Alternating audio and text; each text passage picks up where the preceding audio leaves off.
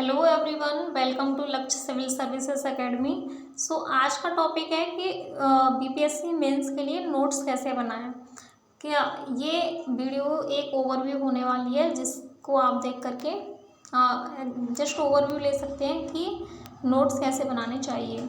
जो new commerce हैं, new बच्चे हैं, उनके लिए काफ़ी हेल्पफुल होने वाली है जिनको पता नहीं है कि नोट्स कैसे बनाना है। तो ये हमारा पहला टॉपिक है। इसमें पहले मैं आपको ये बता दे रही हूँ कि मैंने ये इसमें क्या क्या टॉपिक है, जिससे कि आप एक बार देख लें। और इसको मैं जस्ट थोड़ा सा एक्सप्लेन करूँगी और धीरे धीरे इन सभी टॉपिक पे मैं सेपरेट वीडियो भी बना दूँगी जिसमें अच्छे से समझा दूँगी इन टॉपिक्स को। तो पहले पाल कला। तो पाल कला पहले आप टॉपिक को अच्छे से रीड करो जिससे आपकी उसमें थोड़ी डेप्थ में आपको नॉलेज रहे। उसके बाद आपको उसके कीवर्ड्स विद पॉइंट, छोटे छोटे पॉइंट्स को नोट डाउन कर लेना है जिससे कि आप उसको एक क्वेश्चन के फॉर्म में लिख सकें। तो पाल कला के बारे में पहले हमको पता होना चाहिए कि पाल कला क्या, मतलब क्या थी और कब इसका उदय हुआ। तो मौर्य काल व गुप्त काल के बाद प्रमुख कला के रूप में पाल कला विकसित हुई और पाल शासकों ने इसे संरक्षण प्रदान किया। बौद्ध व हिंदू धर्म की इसमें कलाकृतियाँ हैं। 12वीं सदी में पूर्वी भारतीय क्षेत्र में इसका विकास हुआ। तो ये हमने पाल कला के बारे में ये 4 पॉइंट लिख लिए। इसके आधार पर हम क्या कर सकते हैं कि अच्छा सा इंट्रोडक्शन फ्रेम कर सकते हैं। तो ये जनरल पॉइंट्स हमको पता होने चाहिए। और इसकी क्या क्या विशेषताएं थी? महाव्यार, स्तूप, मूर्तिकला, चित्रकला और हिंदू धर्म का प्रभाव, ये इसकी कुछ विशेषताएं हैं। तो ये महाव्यार में आपने बता दिया कि नालंदा महाव्यार का जीर्णोद्धार कराया। ये सारी चीज़ें आप ऐसे इसमें लिख सकते हैं। स्तूप के बारे में बता सकते हैं। एंड मूर्तिकला, प्रस्तर मूर्तियाँ, कांस्य मूर्तियाँ और इसमें एग्जाम्पल्स। तो किसी भी टॉपिक को लिखने से पहले उसमें एग्जाम्पल्स भी ऐड कीजिए। जैसे मैंने इसमें एग्जाम्पल ऐड किए हुए हैं। ये इसमें हिंदू धर्म का प्रभाव इसमें एग्जाम्पल्स हैं। एंड इसकी कौन कौन सी प्रमुख मूर्तियाँ थी? अवलोकितेश्वर की मूर्तियाँ, पद्मपाणि की मूर्ति, शाक्य मुनि की कांस्य प्रतिमा, ये आप एग्जाम्पल्स जरूर ऐड कीजिए। प्लस एंड इसकी मूर्तिकला की विशेषताएं, चित्रकला, पांडुलिपि चित्रकला, इसमें भी मैंने यहाँ पे एग्जाम्पल्स दिए हुए हैं। जैसे आप देख सकते हैं कि उदाहरण में प्रज्ञा पारमिता, अष्टशास्त्र का ऐसे। तो सबसे पहले सबसे मेन चीज़ है कि उसके कुछ कीवर्ड्स लिखिए एंड उसके बारे में जो कोई फिगर है तो फिगर ऐड कीजिए। कुछ एग्जाम्पल्स अवेलेबल है तो आप एग्जाम्पल्स भी दे सकते हैं। तो हाँ, पटना कलम में आप देखिए यहाँ पे ये पटना क्षेत्र में इसकी उत्पत्ति हुई। 18th एंड 19th सेंचुरी में ये विकसित हुई थी। एंड ये मिनिएचर पेंटिंग्स के नाम से भी इसको जाना जाता है। एंड यहाँ पे आप पटना कलम में एक छोटा सा फिगर भी बना सकते हैं उस क्षेत्र को दिखाने के लिए। Next, Patna school of painting या कंपनी पेंटिंग इसको बोला जाता है। इसी प्रकार आप इसके बारे में लिख सकते हैं। एंड इसकी विशेषताएं, महत्व और इसका निष्कर्ष, ये आप 1-1.5 पेज में अच्छा सा नोट्स बना सकते हैं। निष्कर्ष हो सके तो पहले से ही तैयार करके रखिए। जैसे मैंने कर रखा है कि आपको ज़्यादा प्रॉब्लम ना हो, डायरेक्ट आप निष्कर्ष लिख सकें।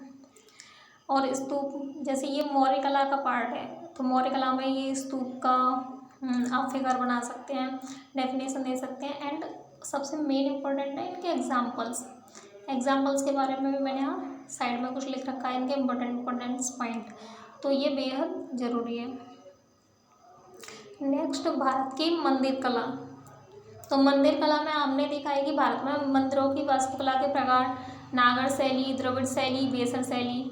तो यहाँ पे ऐसे इसका आप फिगर बना सकते हैं। फिगर में आपको शो करा दीजिए एंड कुछ उसके कीवर्ड्स लिख दीजिए कि जैसे शिखर क्या है, गर्भगृह, मंडप, इसके छोटे छोटे पॉइंट भी इसके बारे में लिख लो।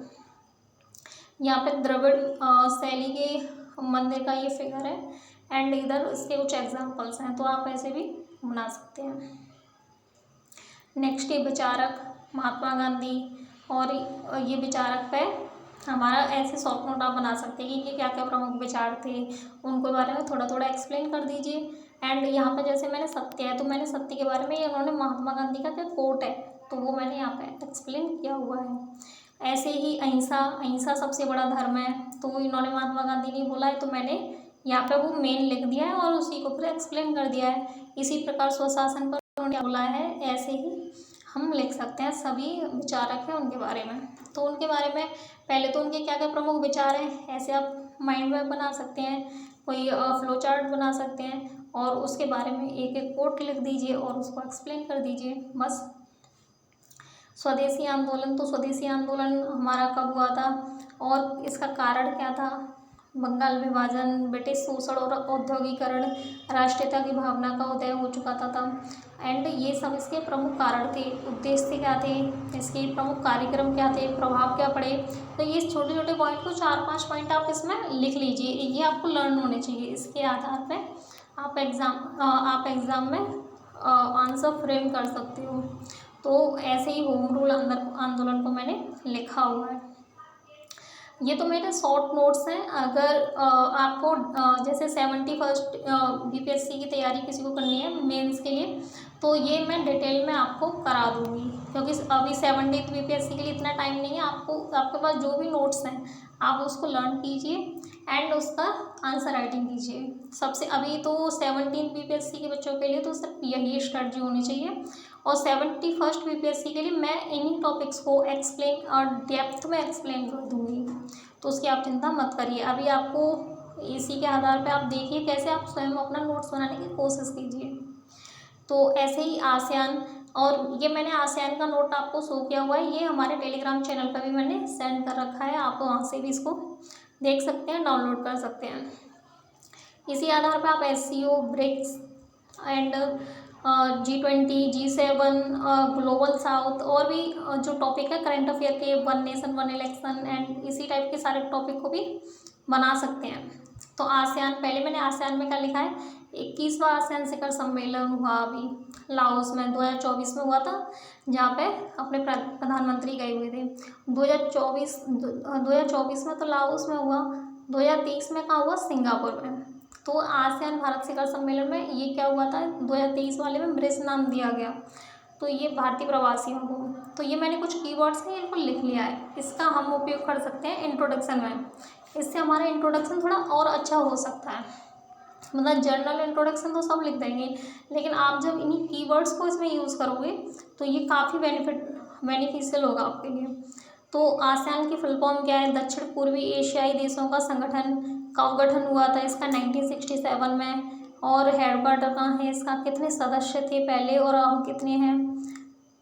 एंड आसियान भारत संबंध, ये तो बेहद ज़रूरी है। क्वेश्चन अगर आया तो इस ऐसे ही भारत से रिलेट करके ही आएगा, किसी का भी क्वेश्चन आएगा तो आसियान भारत, ये सारे जो संबंध है, ऐतिहासिक संबंध, रक्षा संबंध एंड आर्थिक, जैसे हाल ही में फिलीपींस को ब्रह्मोस दिया है, तो फिलीपींस क्या है, एक आसियान कंट्री है जिसको हाल ही